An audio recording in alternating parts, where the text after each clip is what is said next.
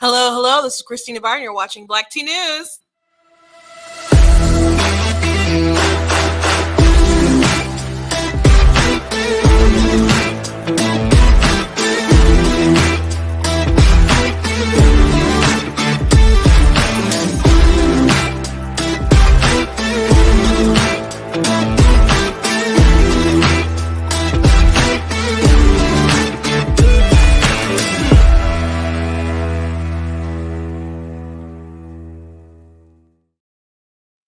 Hello, welcome to Black Tea News. I'm your host, Christina Barr, and today we're going to be talking about, people are still flipping out about Elon Musk. As you know, he's now officially in charge of Twitter, and he has fired some big people there, escorted them out of the building. So he's cutting off some heads. He also is having Tesla folks look at the code.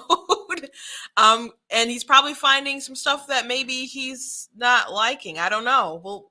We can only speculate until some more stuff comes out. But very interesting stuff. Elon is now in charge.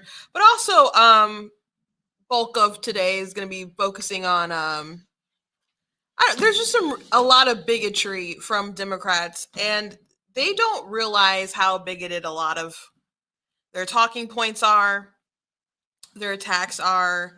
And I like to run through that, particularly because I got an ad today, a mailer. And those of you who watch the show are a little familiar with me are aware that a good friend of mine is running, and to see the way that people attack a good person over things that have nothing to do with the race at hand is really disgusting. And I'm a little in my feelings today, but still logical. So we'll go through all that today. But before we jump into it, I want to encourage you guys to go to blacktnews.com, check out different content that I have on my website. Check out different merch that we have, like the Pro-Choice Men Are Sus shirt. That means suspect, if you're wondering. We got the You Are Not That Special mugs. We got the pumpkin spice season stuff. We also got the You Are Not That Special in the shirts. All kinds of goodies you guys can check out the website. If you like what I do here, please consider leaving a donation at blacktnews.com/donate. It's very much appreciated, whether you give a small gift or a larger gift. Again, very much appreciate it. Cost to stream, it costs to run my website, costs software to use, it costs filters and all kinds of different stuff when I make fancy little videos. All that is not popping out of nowhere. It takes time and money and resources. And I'm putting a lot into the power of one right now, but you guys can help expand and grow Black Tea News. So if you can, I very much appreciate if you do that at the website. If you can't, I appreciate you guys watching and sharing and commenting. If you haven't seen, I dropped a video this morning. I was very excited. I was working late last night to get it out. And I think I can go ahead and show it to you guys. I'm going to try to play it. I can't play it the normal way, so I got to maneuver a little bit. But I want to show you guys.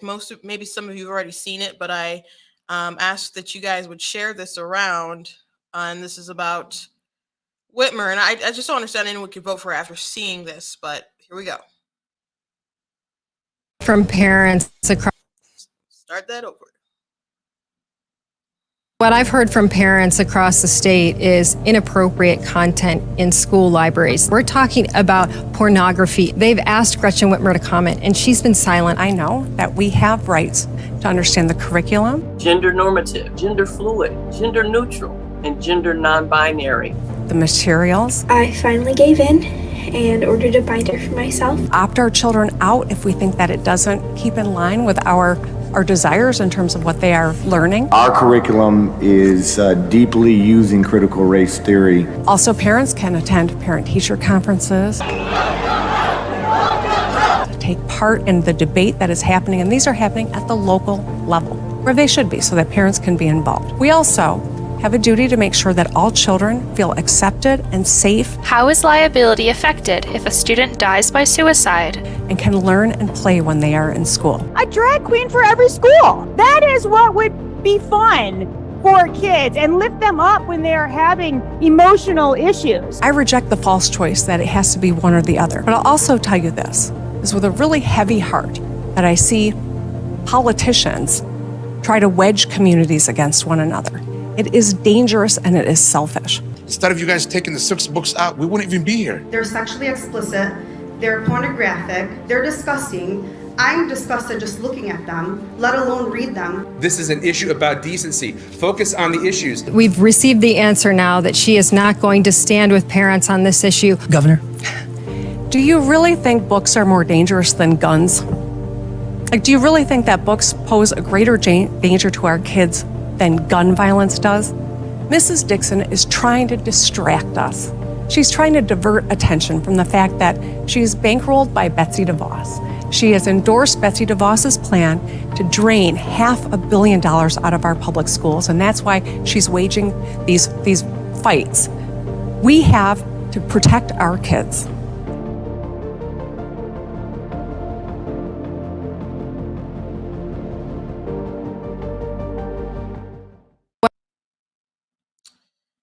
So that is the video. Please make sure that you guys take a moment and share it, please. On, I got it on YouTube. I got it on Facebook. I don't have it on TikTok because I'm pretty sure that will be removed because of a lot of the language, I think, and stuff in there. Isn't that crazy that you can't post on social media, but people can find it in their children's libraries?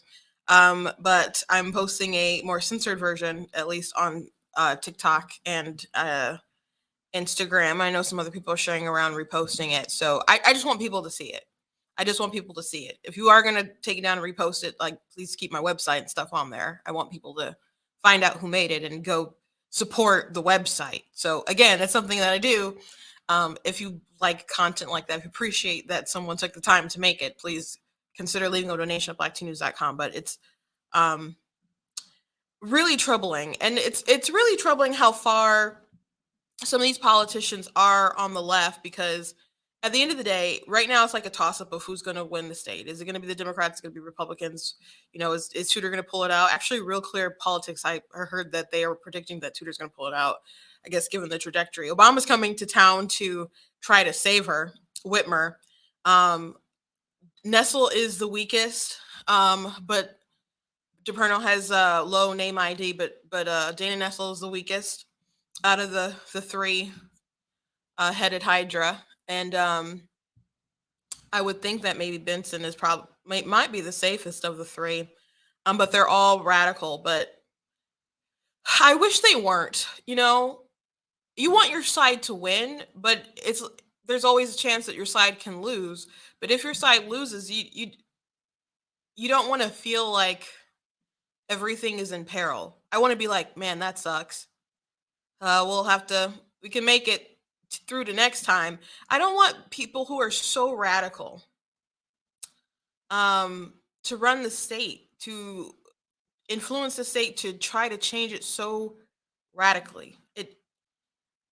Like I've been saying, like, it wouldn't have taken her any time to just say, hey, that it's not good to have pornographic type stuff in the schools, and I'm going to do a better job. I'm going to see about it, and we're going to get it out.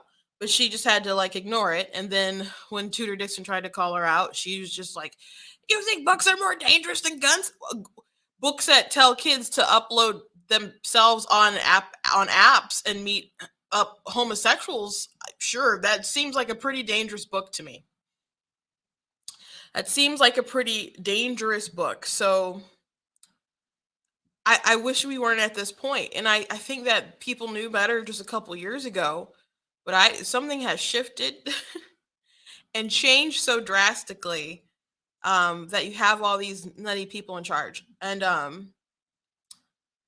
before I get too deep into it, I do want to show this very quick clip of Obama saying Michigan wrong, because he is. I guess he was somewhere and just did a couple of clips for different people, different videos, so they could play and be like, "Oh, Obama endorsed," which I don't think his endorsement means much. I don't like. He tried to save Hillary. He tried to save other people. I don't think that when Obama comes into town to try to rally to force people to vote, I don't think he moves people like that.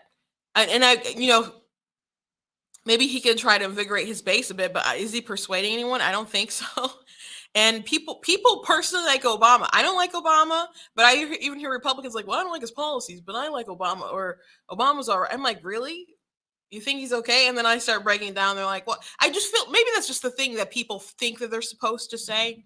I don't like him. I'm not ashamed to say that. But under him, the Democrats did lose. I mean, they had full control like at the very beginning, but then they lost, seats in the Senate and the House and local levels. People lost, the governors and all that other stuff. So his popularity didn't transfer on to other people, It wasn't him that got Joe Biden over the finish line. People just really, a lot of people will say that, have their reasons why they don't think why Biden is in the White House, but a lot of the negativity toward Trump had to do with it, not that people liked Joe Biden. There's not many people who like Joe Biden, and as my dad would say, cool is not transferable. And a lot of people like Obama, think he's cool, whatever. Joe Biden's not that. And as a matter of fact, when Obama comes to the White House, it's funny how everyone, like the press and everybody, treats Obama, and then Biden is just like the guy who's there. He's the person everyone props up because he's the guy they got into that position. But that's not the guy that everybody wants, and it's certainly not even the guy that everybody wants to run again to be the president. So, but here's a snippet of Obama just saying Michiganders wrong. Governor Whitmer is creating opportunities for all Michiganders to get ahead.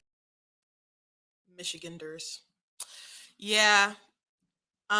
Usually there is someone who looks at those kind of videos and is like, sir, you said that wrong. You said that wrong. There was one video I did with my sister, and I was talking about all over, like when she was running, and we were talking about all the different places around the state and naming different cities. And we had been to this city, and she just pronounced it wrong. And we recorded it when she was I went to visit her. She was down in Nashville, and they came back up, and I was like, oh shoot. I'm like, well, you got to record it with your phone. I can't have you saying the name wrong. So how she recorded with the phone obviously sounds different than the audio that I had with my Rode mics and everything. So there's a moment where the audio just all of a sudden sounds totally different. But it was better having that than just making a video where you just said a phrase wrong like that. So it's not the end of the world or anything like that, but you're trying to convince people to vote, and it's just a weird way to say to address the people. So a staff error there. You think you know better as a man who was the president of the United States for 8 years. But let's move on to the topic, the big topic. So today, or maybe it was last night. Maybe it was last night. I saw this mailer, and extreme views, and that's my good friend on there, Christina Caramo, who's running for Secretary of State. Those of you who don't know Christina, and I've had her on this show, I've had her on my podcast, Project 31, which is a religious podcast. Christina is, which we share the same name, but she spells it with a K. She's a really good person. Just a really great person. She has 2 degrees, one of them in theology. She is a professor at Wayne State. She's a teacher. She loves kids. She loves her kids, loves her daughters. She works really hard. She's been to my church several times. She's very supportive. And the reason why she got involved was because she thought a lot of people weren't being heard.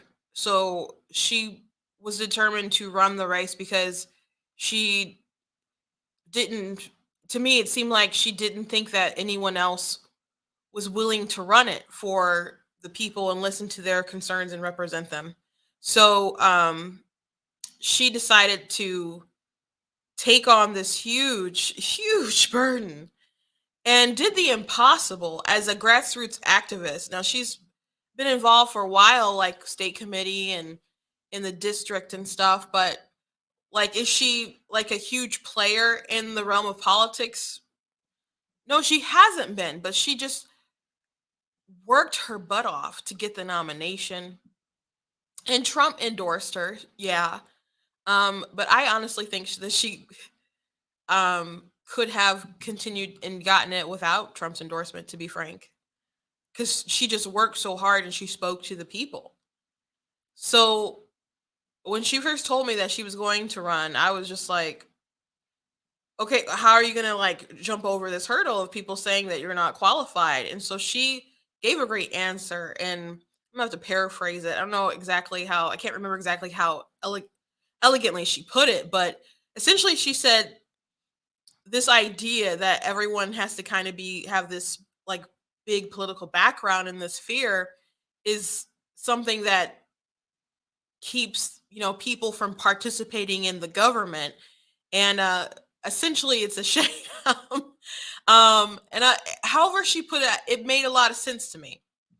I was like, that's actually a really good answer.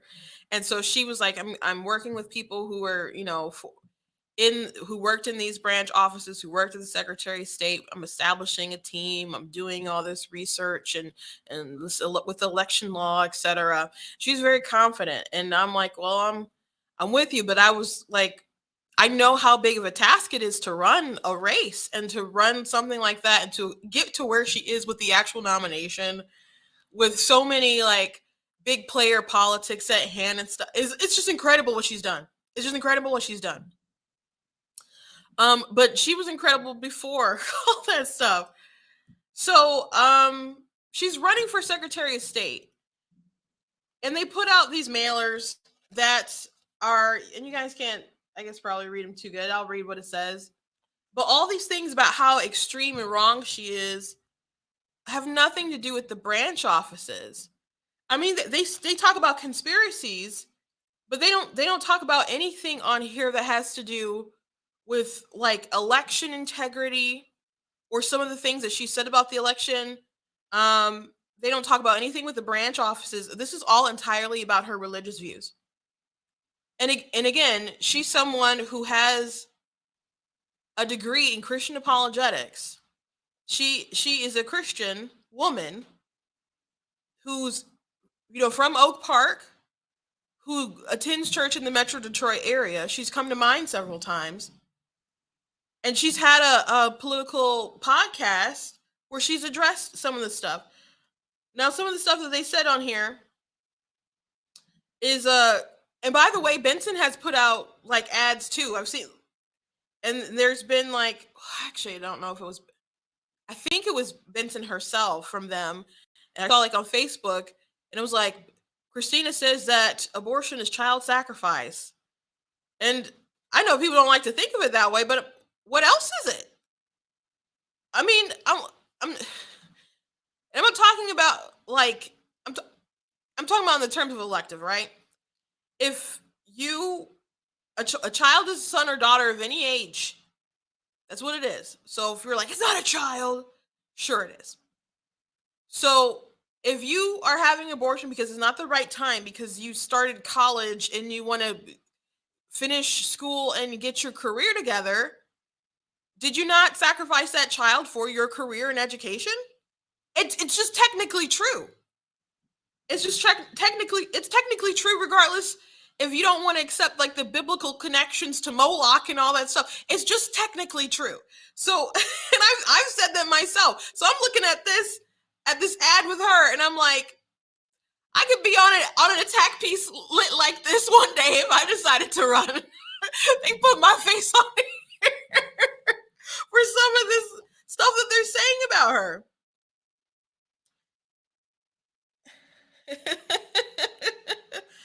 So my sister saying something like, so you didn't want me to throw away the flyers.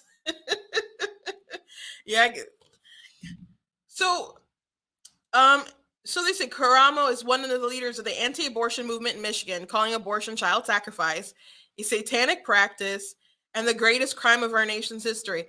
I agree that it's like the greatest crime of our nation's history. I know that's like controversial to people because a lot of people jump to slavery. I have an article on my website that is what is the 4th of July to the unborn, and it compares Frederick Douglass's speech about what is the 4th of July to a slave, and compares them to the two situations. And I think I make a really good case of how similar they are, but people get really offended when you make the comparisons. But you're dehumanizing a human being so you can deny them their rights. That's what's at the root of it. And if you're about to list a bunch of stuff that people go through as slaves, let me ask you this question. Would you have aborted Frederick Douglass to spare him the life of slavery? Would you have aborted Frederick Douglass to spare him the life of slavery? I don't think there's a person who would. Is the opportunity of life or life itself valuable? I just don't think that people are valuable, because frankly, like, sometimes we don't feel that way. They're just like inherently valuable, right? We're all made in the image of God, and it's just kind of like baked into there. But sometimes we don't appreciate each other. I say, there's a quote in my book. I'm probably going to misquote myself a little bit, but the book I'm working on, I'm going to release soon. But if love your neighbor was easy, it wouldn't need to be a commandment, you know? But it's not just humans that are inherently valuable. It's our life, the life itself that's inherently valuable. Life isn't linear, it changes. So, and we're talking about the sheer numbers as well. We're talking about over 60 million who have been killed, about 1 million a year, most of them electively. Not medical emergencies, just electively. Oh, well, some of them happen early. Yeah, I don't care. I don't care. The only difference between a fetus at 6 weeks and 12 weeks and 24 weeks and 32 is time. Same human being. The same human being. So yeah, I agree that it's the greatest crime of our nation's history. Or at least one of it's up there. And again, what does that have to do with the Secretary of State office? She's running for the Secretary of State. It says Karamo is focused on demonic possession, conspiracies, and pedophilia.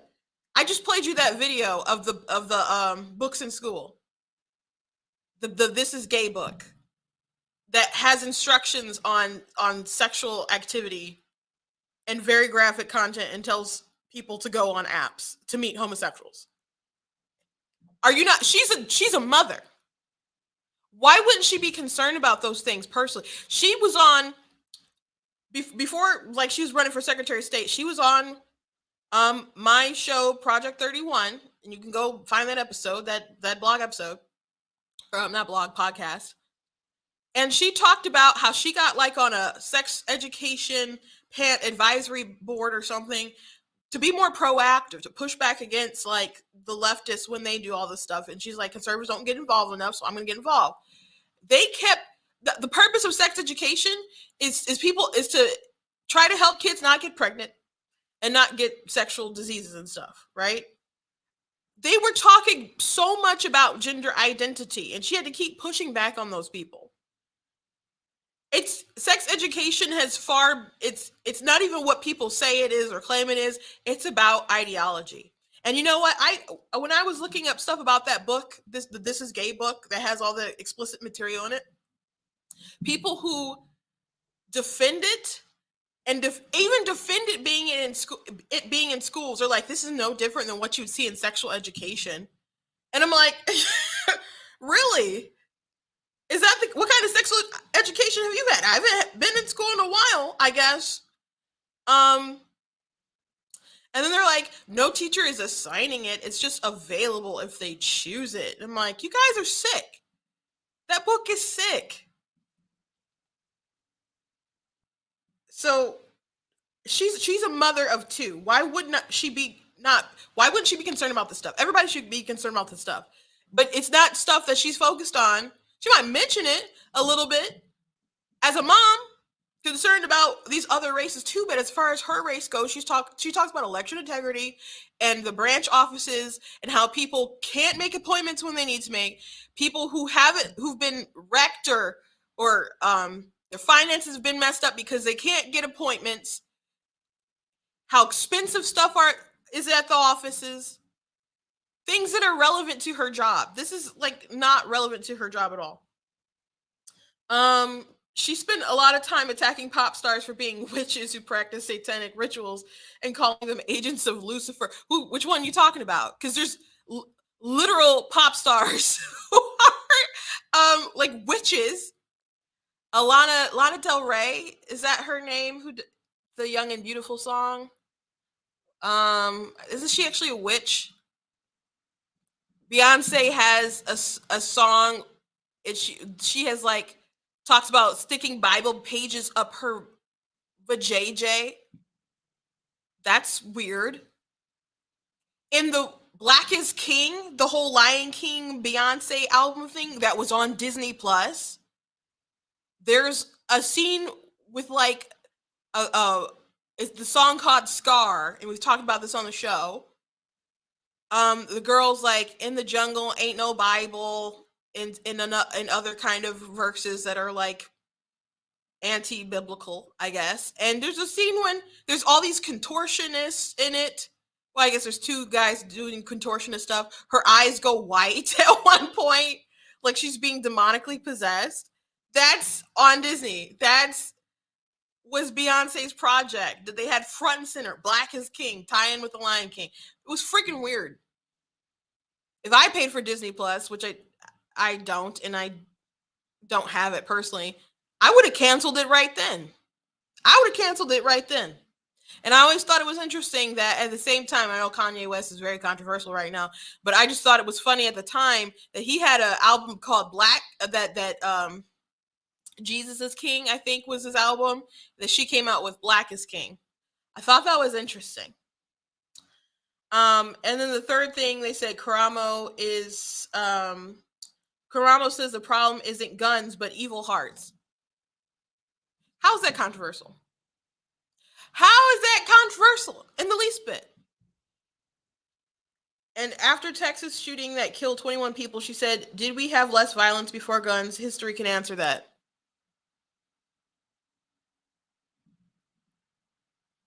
That's not a crazy statement.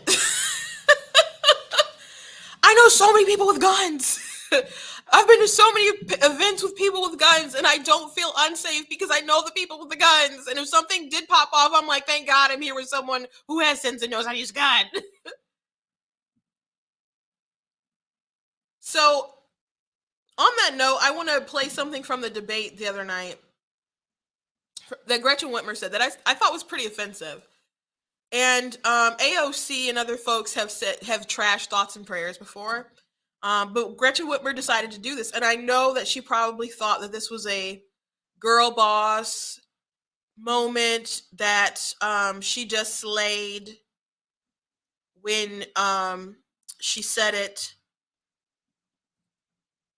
But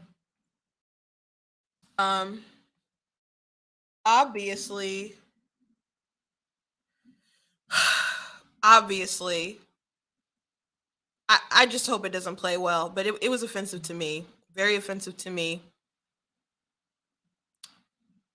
And I wrote an article some time ago about thoughts and prayers in AOC on the website, and I talked about a particular experience that I'll talk about again when this plays.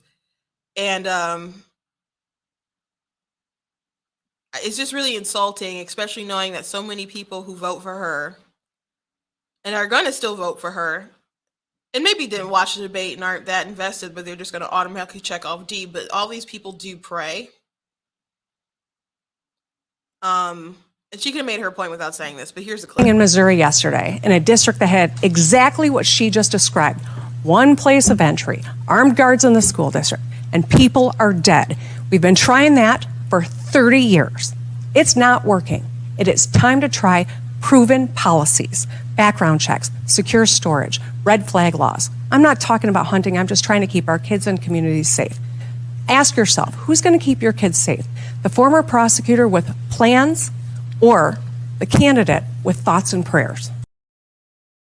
So, first of all, there's plenty of articles that will talk about background checks and a lot of different stuff that they're saying that wouldn't have prevented mass shootings that happened. There's one, Marco Rubio said something, granted this is a couple years ago because it was like, I think during the 2016 campaign, and he said a lot of stuff that people are proposing wouldn't have stopped any mass shootings.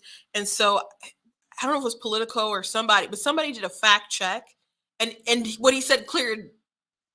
They went through like a detailed process naming the different shootings and how the different shooters got the guns and how a lot of things that the Democrats were proposing wouldn't have actually stopped them. So you're not going to have background checks aren't going to help if you don't actually put things in people's backgrounds for them to check. And Democrats talk about background checks, but it's like, what are you going to do when people actually get flagged or when people actually break the law? Something like Hunter Biden did when he filled out his ATF form and lied about his drug use and stuff on it, and then they're not even like punished. Now Hunter Biden's in a lot of legal trouble, etc. But this is something that people won't touch. If people don't report stuff, and the Democrats, they don't want kids who are troubled, who do criminal stuff like in high school, to really be carried over on their record. They don't want them to be like transferred into some kind of school prison pipeline. But if you don't keep detailed records of what these crazy folks are doing, how is it going to pop up in background checks anyway? So she's just wrong about, she's like, this stuff proven works. What more background check do you want? Oh, when they are talking about the background checks that they really want, they want everyone to be like registered on some kind of list of having their guns. Which in California, there was a system like break in or leak or something where a lot of gun owners' informations were just like released. I gotta look up what happened after that, because that was a crazy thing that happened. They just sued the crap out of somebody. I don't know if they got to the bottom of how that happened. So she's just wrong on the matters about what actually works. And if Democrats are so confident about what works, there's a lot of Democrat cities across the country that have just been keeping it to themselves for some reason as crime just goes rampant. But to say the comment about she has a plan, or are you going to trust her, or are you going to trust the candidate with the thoughts and the prayers? And I talked about this the other day. People say thoughts and prayers because they want to lend you some comfort, because they are praying that God will comfort you in your time of need. No one expects God to open up a time portal and just stop stuff from happening. I believe you can pray and some things will stop from happening. And I could list experiences. I believe in the power of prayer. I've seen miraculous, amazing things, whether you believe it or not. But sometimes bad things do happen because we live in a fallen world, and sometimes just the comfort from someone else, knowing that they care, knowing that you're on their mind and they're praying for you, can give you a lot of peace in the midst of a storm. And I've talked about this example before, but when my father was in the hospital because he had COVID, couldn't see his family, couldn't see his wife couldn't be with him, his children couldn't be with him, which, by the way, I think those policies were so immoral and have led to so much death. Being isolated and alone. And he was alone and isolated for a long time. He's in the hospital for a very long time. But when he was alone and we were just over the phone, not able to see our father, we were telling him, Dad, you have to hold on and you have to fight. One thing that helped him to fight is we said, Dad, because he's a preacher, He's gone all over the world, talking to people, praying for people, ministering to people, helping people. We said, Dad, people, my sister Katrina, I don't know if she's still watching, but she said, Dad, all these people around the world are praying for you in Kenya and Pakistan and Mexico. He's been to so many places. And she said, these people are praying for you, Dad. Everybody's praying for you. And he said he found the strength to fight on. So it disgusts me. Do you know there are billions of people who believe in the power of prayer? Billions of people who believe in the power of prayer. So to just throw that out mockingly to get a dig at Tudor Dixon. Tudor Dixon isn't the only one who prays. Tudor Dixon is not the only person who prays. I can't stand these people. I can't stand these people. So when my father was alone and isolated because of these COVID policies, do you know what he had? Thoughts and prayers. And I'm glad to say he's alive today.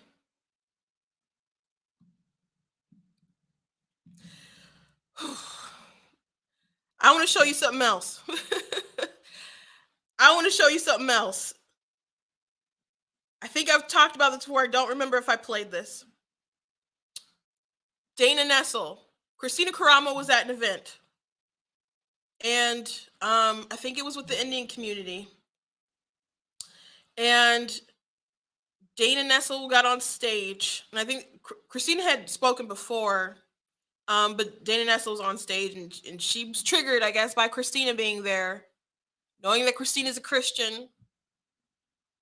Dana Nessel decided to say something to dig at her that I shall play for you now. It did not download. Hold on.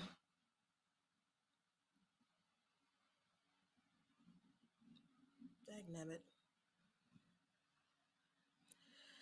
I'm not sure that it played. Give me 1 second. Let me screen share my stuff really quick because I want to show you guys this.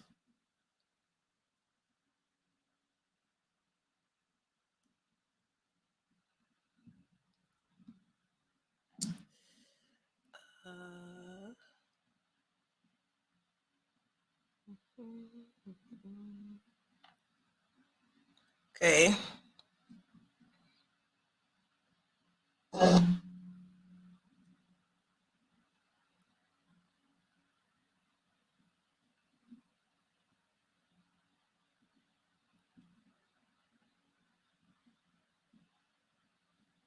Office. That being the case, let me talk about something else that is a big threat to us here in this room and here in America. And those are people who are running for public office that believe and that say to you out loud that America is a Christian nation and that we only have room for people who are Christians in this nation. That is nothing. So I think that worked. If it did not, I shall explain. In case it didn't play, you can let me know in the comments if it played. So she was at this event and she said that it is that something is a danger, a big threat to people. Okay, they said that they heard it, but I'll just explain anyway. That people who are running for office and believe that America is a Christian nation. Now, when people say stuff like that, I don't think they mean that America is only for Christians. I think they just mean that it's rooted in Judeo-Christian values, which isn't untrue, right? Or that there's a lot of Christians here. Not that it's America is meant for Christians, but there's a lot of talk around the nation from Democrats that all these Christian extremists, these Christian nationalists, etc. There was one article, I think it was from Political, but I'm not 100%, but I was reading through it and they were talking about Christian nationalism and it was just like really normal stuff. It was really normal stuff. But the way that they talk about it as if it's some kind of threat, as if, I don't know, that we're about to like round up every non-Christian and throw them into a gas chamber is just really ridiculous. Like, but the thing is, they're upset, and not with all Christians, because there's a lot of, how many, think about like Atlanta and all the Democrat churches that are there that Stacey Abrams is like going through. TD Jakes had Beto O'Rourke at his church. A pastor friend of mine posted on Instagram and was complaining about it. It's just like, this Beto O'Rourke is so radical. Why would you have him at your church? So these people on the left don't mind when religious people are pro them, and they don't mind when Warnock or somebody talks from the pulpit and says what they believe and spreads that around. They don't care about that. Not in the least bit. What they care about is people who are on the right and they vote with their religious convictions and they bring that to the polls. And people would say, well, you should leave your beliefs at home. Why? You're not leaving your beliefs at home. You are not leaving your beliefs at home. When you say, well, I believe everyone should have a living wage and everyone should get $50 an hour, like, well, that's crazy. Or $25 an hour, or instead of leaving it as a contract between the person who's going to accept the job as the employee and the employer. Like, we could the real minimum wage, as they say, is zero. If someone can't afford to pay you, then they're not going to hire you. And wages are the biggest expense for a business, basically. So you could let people just try to figure that out at market value instead of trying to force government interference, But people, they believe a certain way. They believe they shouldn't work for competitive wages. They believe that you have to set that base floor. Which, by the way, minimum wage was originally, it wasn't for like the working class man or something. It's rooted in eugenics because elitists were like, I don't want to have competitive wages. Let's say there's a black guy and he's willing to work for way less than you are, and you're some uppity white kid, and you're like, I don't want that. I don't want to compete for him and have to work at what he's willing to work for when I'm worth more. So then they lobbied and they got, minimum wage passed. And so people were like, well, I got to hire somebody. I guess I'm going to hire this white kid, not that black guy.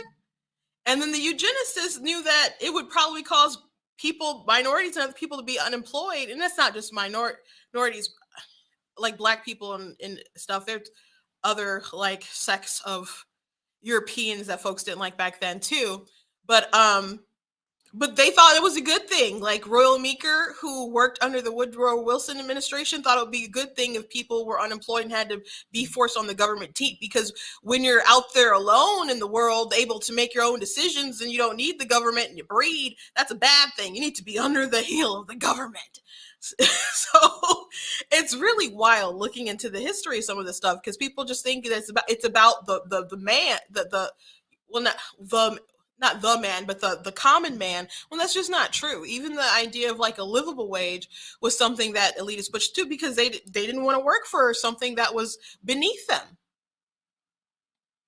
And then, I mean, when FDR had a quote that, and I'm going to paraphrase it, businesses that can't pay a living wage don't deserve to exist. And I've heard modern Democrats say stuff like that. But how elitist is that? Okay, so Walmart can afford to pay you $15 or $17, $18, and you lobby for those wages, but your mom and pop dollar store can't do that. So they go out of business, which is exactly what those big corporations want. So, but you believe so much in your heart, so you take that to the ballot box. But I'm a bad person because I'm like, I don't think we should kill babies. Okay. Sounds a little wild to me. Another thing about Dana Nessel and Gretchen Whitmer, because this happened under Gretchen Whitmer, is that there was a Catholic charities agency called St. Vincent's, and they tried to get them like shut down. So they're Catholic adoption agencies, so they don't want to, have adoptions with gay couples. And so when Rick Snyder was in office, there were exemptions for for religious organizations and stuff. So under Whitmer and them, that wasn't good enough for them. And they're like, well, if you're going to have some kind of contract with the state, they're like, you can still exist, but you can't have contracts with the state.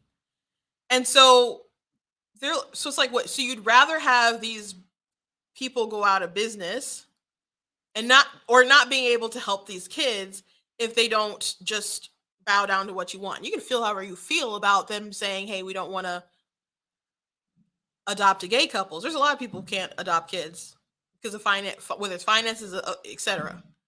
You can feel how you feel. But even a judge told Dana Nessel, like, you are targeting them. And the only reason why the case, I'm sure, was settled now is because there was another case that ended up going in the favor of the adoption agencies, and that was like from a different state. So then like, oh, I guess we'll settle. Yeah, you got to settle because it's gonna end badly for you. But people always like, focus on the kids that are here, focus on the ones that are born. But you're willing to put an adoption agency out of business and not help kids. Again, you can feel however you feel. You can be like, those bigots shouldn't be able to do that. They had an exemption too, but they just didn't want to honor it. Because they don't care about mutual respect. Mutual respect does not mean that we can all agree. That's not what mutual respect means. It's impossible for us all to agree. You're going to be upset sometimes. I'm going to be upset sometimes. Sometimes we need to compromise or know each other's, strengths and weaknesses and where we can honor you here or not honor you here. I like to be alone a lot of times. I live with my sister. She likes to be with someone. She wants to watch movies and talk and hug. And I want to work alone in my room on my computer. Okay. But sometimes it's like she cooks dinner and I'm like, well, let's sit down and watch a movie together. There's things I want to work on, but it's like, let's take some time. And I know that she appreciates that. And just the fact that she leaves me alone so much of the time. This may sound like a weird thing, but I appreciate that so much because I know that that's not how she jives. But she respects what I need. So mutual respect is not everyone goes away happy all the time. Sometimes it's just, you know what? I respect where you're at and you can respect where I'm at. And sometimes we can meet in the middle, compromise, and just realize we're not going to always make each other happy. But respecting that line will make us happy. But when you're like, no, I got to be tyrannical and you have to do this because I want submission. I don't want respect. I want you to submit under my heel. That's what like Whitmer, Nessel, and Jocelyn Benson, that's what they want. Jocelyn Benson, she's, her and her supporters are the ones sending out stuff like this. This wasn't sent by Benson. This was sent by somebody in Pennsylvania, in DC, okay, by Safe, Accessible, Fair Elections, Michigan. Again, nothing on here has anything to do with elections. She's running for Secretary of State, but that's what they put out. But that's the route they're deciding to go with Christina. Again, she's from Metro Detroit area, believing in the Bible and demons and the devil and all that stuff are common things that that people who read the Bible, not just the Bible, but just people believe in. If you're going to trash people for believing in the Bible, you're the people of the Abrahamic faiths, that all touches. We don't all believe the same things. We have some disagreements, but you're not just solely attacking Christina Karamo when you write stuff like this. She's not the only casualty when you come at her with this kind of stuff. And the way that they're coming, the stuff that they're coming at her for, she said on a religious podcast before she decided to even run for office. So to me, it sounds like you're just trying to disqualify religious people from any sort of authority. That they're not the type of people who should be allowed to run in office. this isn't the stuff that she's running on, but that's the stuff that they want to make campaign flyers on. So it doesn't seem like they want a separation of church and state, as they always say. They just don't want you to hold these beliefs, because she's not, her opinion on Beyonce sticking Bible verses in her vagina have nothing to do with being the Secretary of State. Nothing. And I can tell you, it hasn't been a part of her campaign. Not a word. Not a word. But that's what they're attacking her on. But Jocelyn Benson, she used to be a part of the Southern Poverty Law Center. Now, the Southern Poverty Law Center, many, many moons ago, might have did some good work. Not so much now. They have a hate list. They have a hate map of different folks, and they've slandered Christians. They had like Ben Carson on their like hate lists and stuff too, but it's like this group is anti-LGBT and stuff. So there is one person who actually decided to try to kill everyone at the Family Research Council because of their list.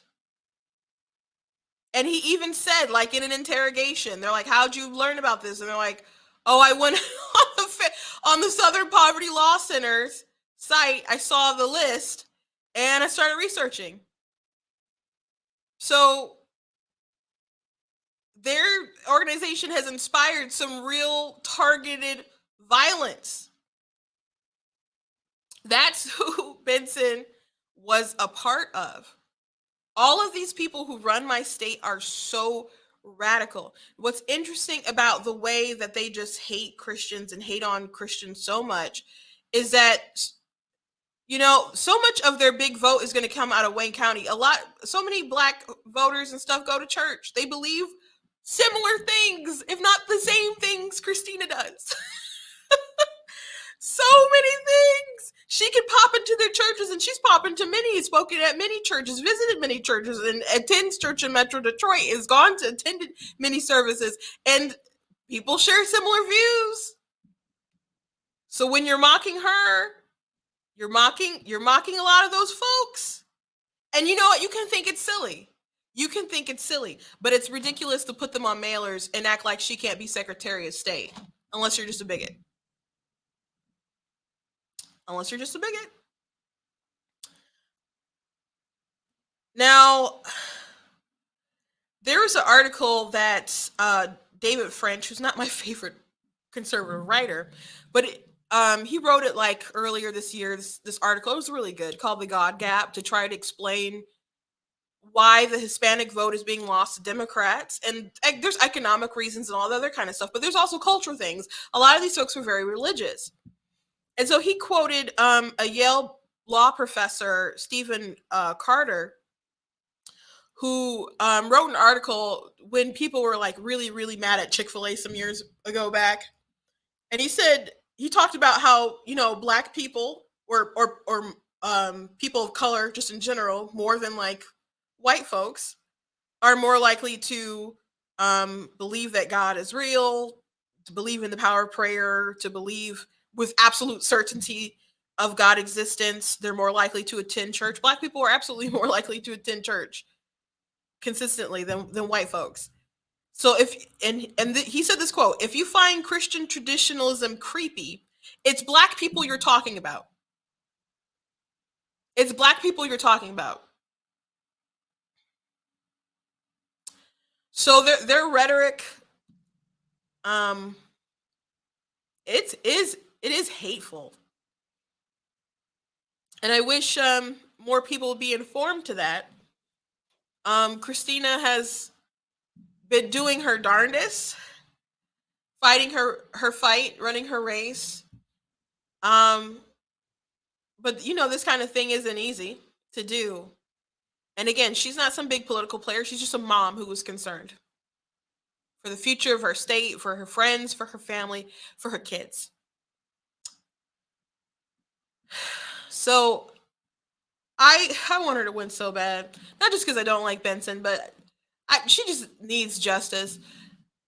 She needs some kind of justice. These people have been so evil. There's not a better way to put it. Just evil to her.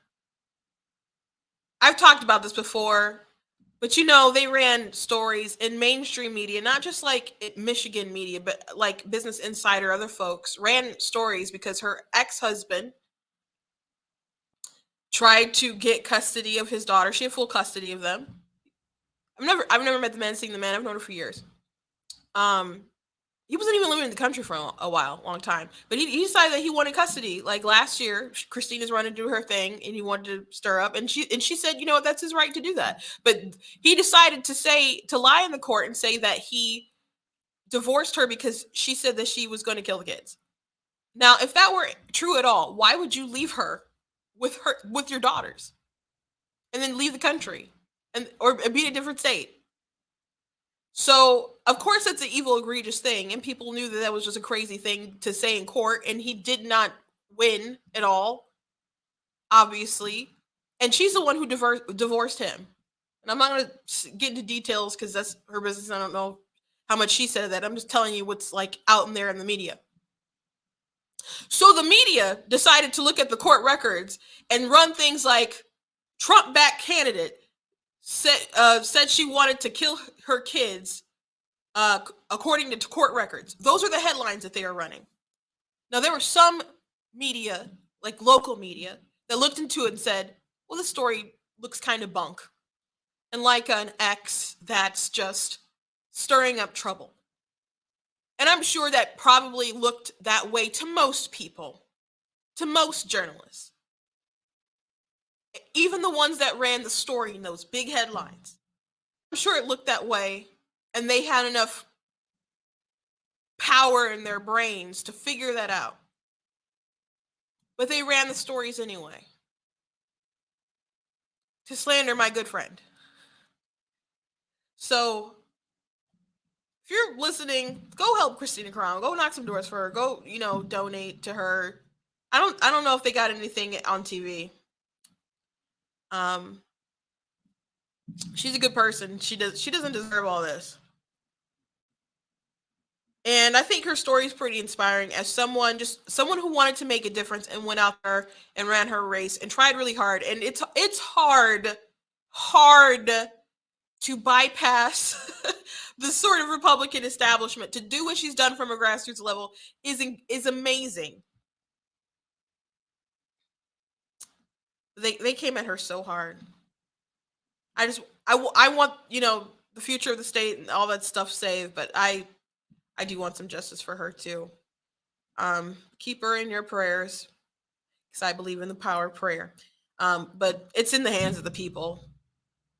It's in the hands of the people. God gave us free will. It's in the hands of the people. So if you want to help her and you know her, and you're in Michigan, you don't have to be in Michigan to make phone calls, but do some work. She needs more than prayer. She needs some action. Anyway, I've basically used my time talking about that. Again, just really quickly want to mention that Elon Musk took over Twitter and he fired like the CEO and other folks who are behind like Donald Trump's ban directly. Not because of that, but just he fired some big heads and had them walked out of Twitter, and he's having his people look at the code. He's responding to people as they have suggestions. One thing that Elon said he was going to do was have like a council of like guidelines or something. He said Twitter will be forming a content moderation council with widely diverse viewpoints. No major content decisions or account reinstatements will happen before that council convenes. I guess it's better than having councils that are one-sided. Tim Pool said, bad move. In my opinion, Twitter should pardon political prisoners and use a new council for future enforcement. I think, I don't know, I got to think through that one. It'll be better. It'll be better than it was. There's some things that I've been waiting to tweet until of a deal went through. I think I'm going to wait till after the election. I don't know who's still working there. But anyway, thank you guys for watching today. Please check out my website. Please share different content that I have. I did write an article regarding this issue that I talked about today. And I wrote it as an op-ed and I submitted it to a big local news organization who's I won't say which one. But I have had stuff published before for op-eds. So we'll see if they respond. If they don't respond soon, I'm probably just gonna put on Black Tea News. And if they publish it anyway, great. But check out my articles on the website. Please make sure that you share that Whitmer video that I already played for you guys today. But please make sure that you share that around. I think any reasonable parent who sees that would not vote for Whitmer. There have been people like who've pushed back. They're like, these are lies. I'm like, what was the lie?